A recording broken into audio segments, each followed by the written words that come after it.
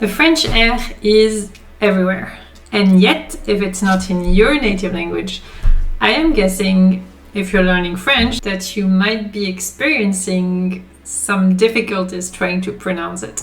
In this video, I'm going to share with you some tips and a step-by-step guide that will help you go from not being able to pronounce it to saying it like a French. Let's go!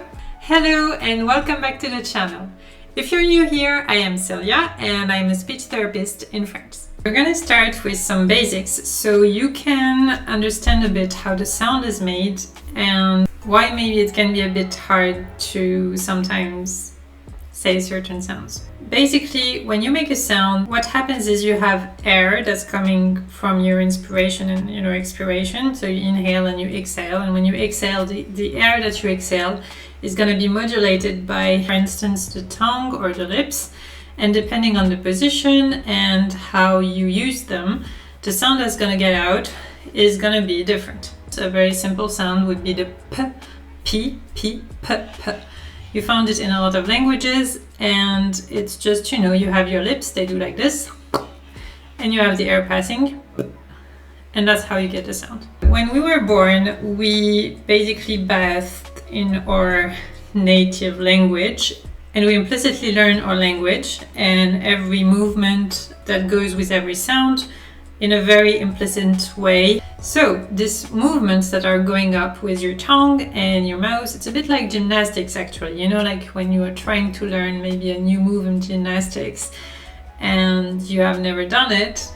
At first it's gonna be a bit unfamiliar, maybe uncomfortable, and then the more you do it, the more you get used to it, and the more you get used to it, the better you get at it and the better you do it. With the sound, it's exactly the same, but so what's going to do the movement is the tongue, the lips, and the coordination between all of these things. Let's see a bit in the case of the R, what's happening.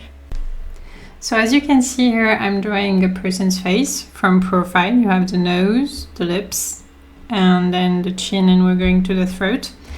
And this is the sealing of your mouth, which is very hard. You can feel it in your mouth. And you have the tongue that's going on its behind part, it's going up.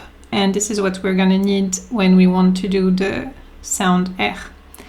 So what's going to happen is, so you inhale, and when you exhale, the air that you're going to produce is going to pass through this very narrow space between the ceiling and your tongue, and it's going to make a small vibration on the uvula. This thing you have in the back of your mouth, and this is what creates the sound of the air. So what I can suggest to you first, if you want to just, try to get used to the position. I don't know if you ever have tried to learn how to handstand. Maybe someone has catch your feet and you weren't really doing the handstand. You were on your hand, but they were catching your feet up there.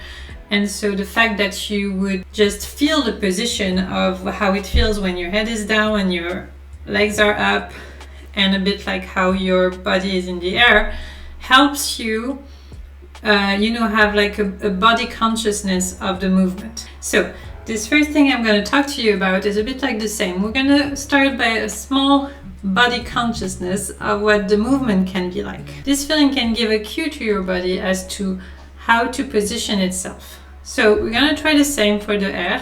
One very interesting way to do it is to just put your head behind, and you will see that your tongue alone will go upward and back. Now when you do this, the second thing you can do, not a very elegant thing to do, but very helpful. So I don't know if you have ever had something, a bit kind of blocked in your throat, something small that's bothering you, and then you have drink some water and put your head behind and start doing like this. Well, actually, when you do that, it is kind of an R. It's actually, I would say, 90% the same sound. This is how it sounds and this is how it feels like when you do it. And just like that, we finish the video, and I suggest you walk around with your head behind. I'm joking. So this is kind of good because it will really help your throat, tongue feel a bit like how it's supposed to be. If you can, you know, try to put your head behind and then keep your tongue the way it is and just come back. And then exhale and see if you can do it with your head looking in front. Maybe it will work. You know, maybe you got it. Just like this. Now the second step, now that we have built a bit of body awareness around how it's done, it's kind of a magic tip. We are gonna use a bit of a crutch. En français, on dirait une béquille. That's gonna help us, you know, go from something we know how to do to something we still don't know how to do. So, in most languages, there is the sound k, like in cucurella. Okay, I don't know why I thought football, but anyway, you know, like in crocodile. Camera, k. Okay, this sound. Now, try to do this sound, k. And while you're doing it, try to feel what's going on in your mouth. As you can see, for the k, the tongue is positioned exactly like for the r. The only difference is the k is actually about the opening between the ceiling and the tongue, and this is creating the k. Because the tongue for the k and the r are in the same position, what we're going to try to do is tip our tongue to go from the k to the r by being already in the right position. So we're going to do another sound that's k. Your tongue is already in the good position, then you're just opening and keeping the air flowing and releasing the k. So it's like k. So this is a tip that can really help you try to find your k, hopefully. If it works, try to do it with different vowels. So I would advise to start with an O, U, and a U, cro, cru, because these vowels are easier to combine with the r, and try to see what happens. So finally, when you start getting the r and being able to make it, the idea is gonna be to train it slowly in different positions. Depending on its position in the word and its consonant and vowel environment, it will be more or less easy to produce it. In French, you have a lot of words where you have like rt, rl, rs.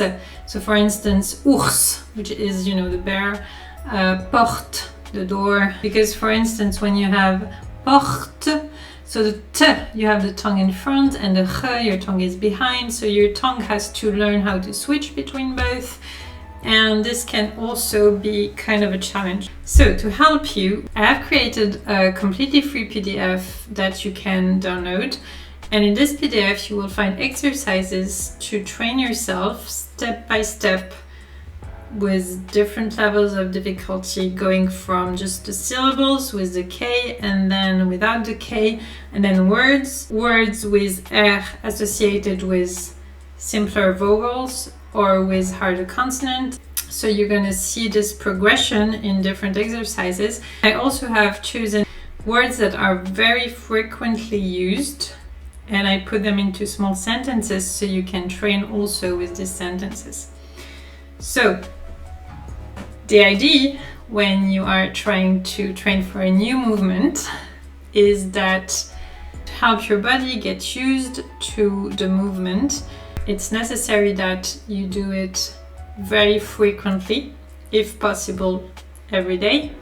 Not for a long time, you know, a few minutes, but if you do it every day, your body is slowly gonna get used to it. Your tongue is gonna get used to it, and you will be able to do it easier and easier and easier.